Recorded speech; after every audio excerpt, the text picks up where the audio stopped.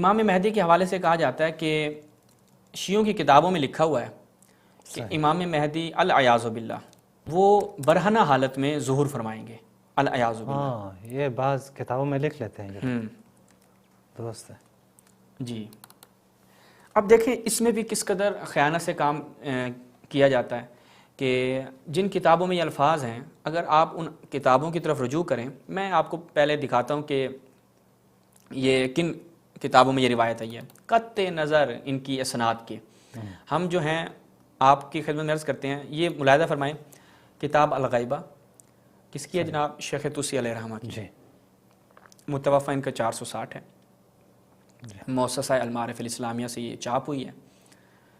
اچھا جی، ایک ہی جلد میں ہے، زیادہ آپ کو اس میں آپ اگر ڈاؤن لوڈ کرنا چاہیں تو یہ سائٹ کا نام بھی یہاں پہ دیا ہوا ہے۔ روایت یہاں پہ ہے کچھ، روایت نمبر علائم و ظہور الحجہ، یعنی آپ خود دیکھیں عنوان کیا ہے، حجت یعنی امام کے ظہور کی علامتیں، درست، یعنی ایک عقلی اور منطقی بات ہے کہ آپ اس باب سے روایت لے کر آ رہے ہیں کہ جو باب علائم کا باب ہے، یعنی وہ علامتیں ظہور کی متحقق ہوں گی، وقوع ہوں گی، اس کے بعد امام ظہور کریں گے، اور آپ اس کو نتھی کر رہے ہیں کہ آپ اپنے امام کے بارے میں یہ عقیدہ رکھتے ہیں۔ یعنی کیا مطلب کہ امام زمانہ خود اپنے ظہور کی علامتوں میں سے ہیں؟ یہ منطقی بات ہے، کوئی عقلی بات ہے؟ یہ جتنے بھی ہمارے اعتراض کرنے والے ہیں، ٹھیک ہے بھڑاس نکالیں، تشیع پر سب و شتم کرنا ہے کریں، ظاہری بات ہے کہ ہمارے امام کے اوپر بھی آپ کے بزرگان نے سب و شتم کیا تھا، آج آپ تشیع پہ بھی سب و شتم کرتے ہیں، تو وہ ایک سنت سیئہ جو قائم ہوئی تھی رسول اللہ کی سنت حسنہ کے مقابل میں، کہ جہاں پر رسول اللہ فضائل امیر المومنین بیان کیا کرتے تھے، ان کے آباء و اجداد نے اور ان کے بڑوں نے آ کے مقابل میں امام علی پہ سب و شتم کیا کہ بھئی رسول اللہ نے فضائل بیان کیے ہیں، اور وہ فضائل کہ لا تحصوها، اصلاً وہ قابل شمارش نہیں ہیں، ان کو شمار نہیں کیا جا سکتا۔ مصنف ابن ابی شیبہ کی صحیح سند روایت ہے کہ علی کے اس قدر فضائل ہیں کہ جن کا کوئی شمار نہیں کیا جا سکتا۔ تو آج آپ اگر تشیع کے اوپر اس حوالے سے غصہ ہیں اور اپنے انہی آباء و اجداد کی اور اپنے بزرگان کی سنت پہ عمل کرتے ہوئے گالیاں دینا چاہتے ہیں، دیں، لیکن کم سے کم جب اعتراض کریں تو عقلی اور منطقی اعتراض کریں تاکہ ہمیں جواب دینے میں کوئی لطف تو آئے۔ صحیح، ملاحظہ فرمائیں، یہ علائم ظہور الحجہ روایت نمبر 431، سند کے اعتبار سے یہ سند جو ہے وہ ضعیف ہے، قابل قبول نہیں ہے، لیکن ہم چونکہ سندی محور نہیں ہیں اس لیے ہم متن کی طرف آتے ہیں کہ فقط سند کی وجہ سے ہم نہیں چھوڑتے روایت کو، اگر دیکھتے ہیں متن کی تائید مل رہی ہے دیگر روایات سے یا دیگر اس کے قرائن مل رہے ہیں تو کوئی اشکال نہیں ہے۔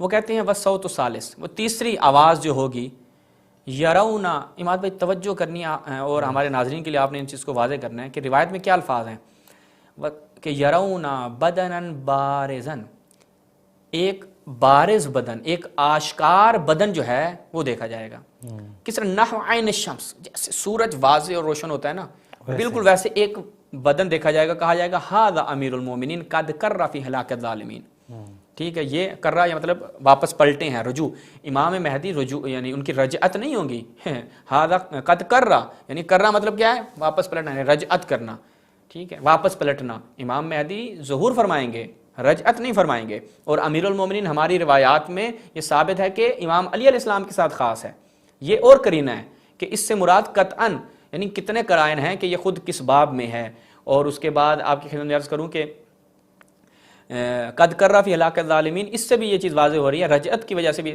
ثابت ہو رہی ہے کہ امام مہدی چونکہ رجعت نہیں فرمائیں گے تو یہ روایت کا تعلق اس سے نہیں ہے جو آپ کہیں کہ آپ اپنے امام مہدی کے بارے میں یہ عقیدہ رکھتے ہیں، لہٰذا یہ روایت امام مہدی سے مربوط نہیں ہے میرے بھائی۔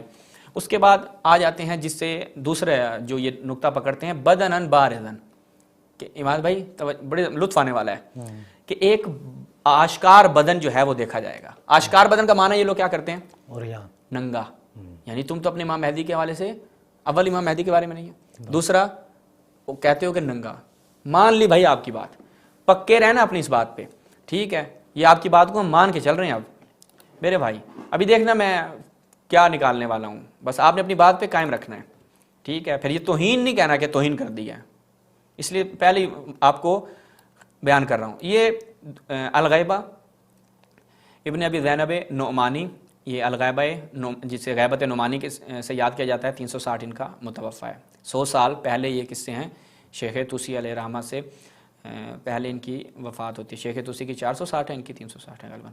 اس میں جب ہم جاتے ہیں تو یہی روایت یہاں پہ بھی ہے. روایت نمبر 28, صفحہ نمبر کیا ہے 186, وہی وثالث یرون بد, یہاں پہ کیا ہے عماد بھائی؟ یدن بارزن. ٹھیک ہے, یعنی بعض نسخوں میں بدن کی جگہ یدن بارزن, آشکار ہاتھ آ کے. ٹھیک ہے, بعض نسخوں میں بدن بارزن. ہم نے آپ کی بات مانی. ٹھیک ہے, وہ جو مخالفین مکتب اہل بیت ہے ان کی بات ہم نے مانی کہ بارز کا معنی کیا ہے؟ ننگا. بارز کا معنی کیا ہے عماد بھائی؟ ننگا. ننگا. اب دیکھتے ہیں کہ المعجم الکبیر, اس میں جب جاتے ہیں الجزء الخامس والعشرون, راوی کہتا ہے رأیت عائشہ بارزۃً, میں نے جناب عائشہ کو دیکھا, پروگرام بڑھ گیا.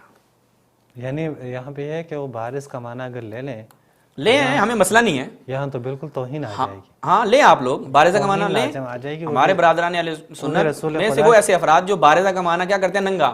وہ بھی رسول خدا برہنہ. کی بیوی. ہاں, ان کے تو بارے آپ آ جائیں, آپ کی روایت کہہ رہی ہے, راوی یہ کہتا ہے رأیت عائشہ بارزۃً. توہین ہم نہیں کر رہے, آپ کی اپنی کتاب ہے, اعتراض آپ کا تھا, الزامی جواب ہم دے رہے ہیں. قبول کرنا ہے تو کر لیں, ورنہ ہاتھ اٹھا لیں. اس کا جواب یہی ہے کہ آپ غلطی کر رہے ہیں. اعتراف کر لیں. نہ جو آپ کی کتاب میں بارز ہے اس کا معنی اوریان ہے, نہ جو ہماری کتابوں میں بارز ہے اپنی عقل کے پردے ہٹائیں اور یہاں پہ پردے ڈالیں. جی جی. ٹھیک ہے, جہاں پہ ڈالنے والے ہیں. ٹھیک ہے, ان کو ننگا نہ کریں, اپنی عقل پہ پردہ ڈالیں میرے بھائی, ورنہ جو ہے نا مشکل ہو جائے گی. یہ ایک نمونہ آپ کی خدمت پیش کیا ہے, اور باقی میں نمونے بھی نکال کے نہیں لایا, ورنہ مکتبہ شاملہ میں آپ سرچ کریں بہت ننگے نکل آئیں گے. ٹھیک ہے, کپڑے کم پڑ جائیں گے آپ کے پاس, لہٰذا یہ اعتراض نہ کیا کریں. اچھا جی, اگر آپ بارزہ کا معنی ننگا کریں گے تو عماد بھائی اس شبہ کا جواب بھی آپ کی خدمت میں عرض کر دیا.